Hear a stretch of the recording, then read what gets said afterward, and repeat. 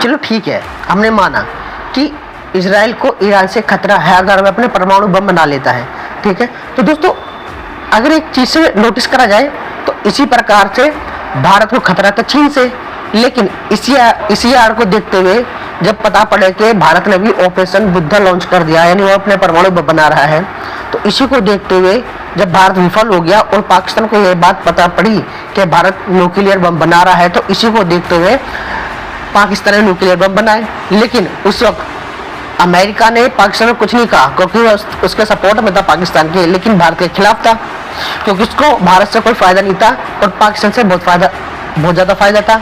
क्योंकि जितने एयरबेस थे पाकिस्तान के वह सारे अमेरिका यूज करता था अफगानिस्तान में स्ट्राइक करने के लिए। और दोस्तों अच्छा पार्टनर भी मिल गया था पाकिस्तान क्योंकि वह अरेबियन सी के किनारे था और वहाँ से जो उनके जितने भी देशों में पोर्ट थे वहाँ से आसानी से पाकिस्तान जाके पहुँच सकती थी इसलिए। और जब दोस्तों 1998 में भारत ने परमाणु परीक्षण पूरा कर लिया तो उसके बाद दिखते ही जैसे ही पता पड़ा कि पाकिस्तान को भारत ने परमाणु परीक्षण पूरा कर लिया है, तो उसी को देखते हुए पाकिस्तान ने अपना पूरा मतलब परीक्षण पूरा करा और उसी को देखते हुए अमेरिका ने भारत के ऊपर सेक्शन लगा दिए।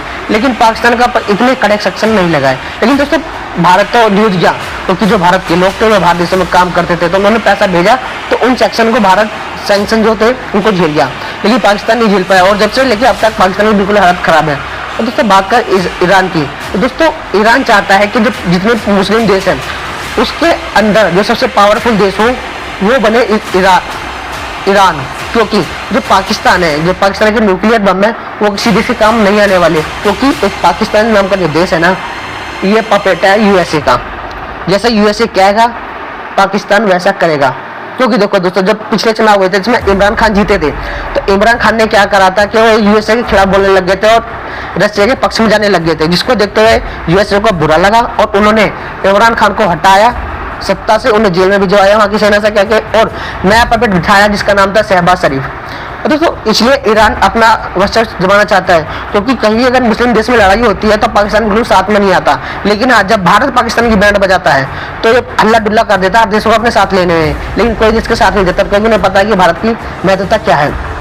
तो बात करें इजराइल ईरान की, तो दोस्तों बात ऐसी है कि यूएसए इजराइल का साथ क्यों देता है। तो दोस्तों यूएसए इजराइल का साथ इसलिए देता है क्योंकि यूएसए के अंदर जितनी बड़ी बड़ी कंपनियां हैं सबके मालिक यहूदी हैं, क्योंकि यूएसए को इससे मतलब नहीं है किसी भी व्यक्ति से किसी भी देश से, उसको सिर्फ मतलब है तो अपने पैसे से अपने देश के नाम से, बस उसके लिए उसका देश ऊपर जाना चाहिए, चाहे कोई देश भी कहीं भी हो उसका कोई मतलब नहीं है। तो इसको देखते हुए क्या करा कि यूएसए जो फुल सपोर्ट करता है इजराइल को और इसी को देखते हैं इजराइल किसी भी देश में बम मार सकता है। मुस्लिम देशों को दोस्तों 1967 में भी लड़ी है, काफ़ी युद्ध लड़े हैं, हमास को उसने निपटा दिया, लेबनान देश में जो हिजबुल्लाह आतंकी संगठन था उसको निपटा दिया, जो इजराइल के अंदर सीरिया के अंदर जो जगह थी नाम बोल रहे दोस्तों जगह का उसको अपने कब्जे में ले लिया और अब तो हालांकि वहाँ पे आतंकियों का साया है, वहाँ पे आतंकियों ने कब्जा कर लिया पूरे क्षेत्र, यानी टुकड़ों में बट गया, कहने का मतलब है। तो दोस्तों ये सिर्फ और सिर्फ यूएसए की मदद से कर सकता है, क्योंकि यूएसए के अंदर डोमिनेशन डॉलर और डॉलर चलता है दोस्तों पूरी दुनिया में। अगर यूएसए ने उस देश के अंदर डॉलर बंद कर दिया, उस देश से बिजनेस बंद कर दिया, समझ लो पूरे यूरोपियन देशों ने इससे साथ बिजनेस बंद कर दिया, तो दोस्तों उस देश की जो वैल्यू ना बहुत जो करेंसी की वैल्यू बहुत ज़्यादा गिर जाएगी, जिससे कि कोई उसके साथ व्यापार करना पसंद नहीं करेगा। जो हालात आजकल व्यापार पाकिस्तान के साथ आजकल बहुत कम लोग व्यापार करने को राजी हैं।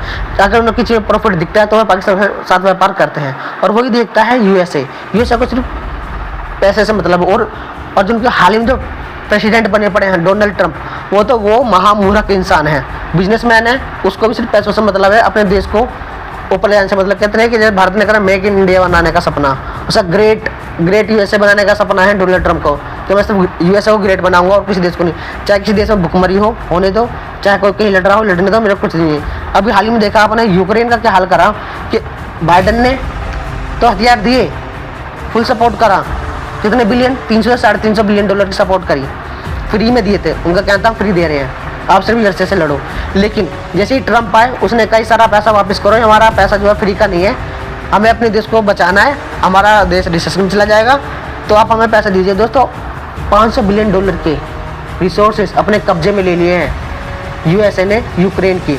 यूक्रेन से नल्ला है और उसके पास कुछ नहीं बचा इस वक्त। इजराइल में दोस्तों टेक्नोलॉजी बहुत ज़्यादा है, अब इसी मारे यहूदी बहुत ज़्यादा सक्सेसफुल है, क्योंकि अपने दिमाग की बुद्धि का एजुकेशन का बहुत ज़्यादा सिस्टम मतलब बहुत अच्छी तरह से यूज़ करते हैं। और इसी चीज़ को देखते हुए जो बड़ी बड़ी टेक कंपनियों के मालिक हैं वो भी दोस्तों यहूदी ही हैं।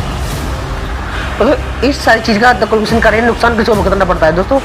जहाँ किसी भी देश में वॉर होता है ना, तो उस चीज़ का सबसे ज़्यादा नुकसान जो भुगतना पड़ता है वो वहाँ की आम जनता को भुगतना पड़ता है। आपने जैसे अभी गाजा में देखा कि छोटे छोटे बच्चे भूखे मर रहे हैं। जो प्रेग्नेंट वुमेन थी उनका क्या होगा दोस्तों, ना तो स्कूल है पढ़ने के लिए बच्चों के लिए, ना अस्पताल है दवाई खर्चे के लिए, किसी बीमारी के लिए। तो दोस्तों वो चीज़ तरक्की कैसे करेगी। और इसराइल ने वहाँ पर सारी चीज़ें ब्लॉक कर रखे दोस्तों। जो बाहर से जो चीज़ें भी आती हैं वहाँ खाने के लिए, वो भी सारी बैन है गाज़ा पट्टी के अंदर। और अब यही हाल मचाने जा रहा है इसराइल गाज़ा के ईरान के अंदर। तो दोस्तों देखते हैं कि हालात क्या होते हैं, क्योंकि इसराइल ने यूएसए और ईरान की मीटिंग से पहले ही वहाँ बम फेंक दिए। इसके रियलिटेट में ईरान ने भी इसराइल के ऊपर बम गिरे हैं। तो दोस्तों अब देखते हैं कि क्या होता है। दोनों दोस्तों अब अगर और कोई देश इन दोनों देशों के साथ आता है तो दोस्तों समझ लेना कि वर्ल्ड वॉर 3 की कगार पे खड़ा है पूरा विश्व। और यूएसए का फुल सपोर्ट है इसराइल को।